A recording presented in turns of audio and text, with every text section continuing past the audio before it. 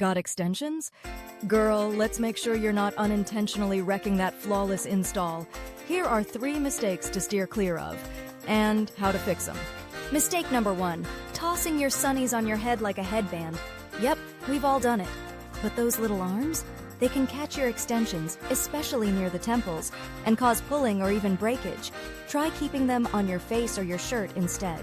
Mistake number 2, skipping your maintenance appointments. As your natural hair grows, your extensions move. Waiting too long between salon visits can lead to tangles, matting, and even damage to your own hair. Regular salon care keeps everything smooth, clean, and secure. Mistake number 3, using the wrong hair products. If your shampoo contains sulfates, silicones, or parabens, it can coat your extensions, weigh them down, and cause buildup.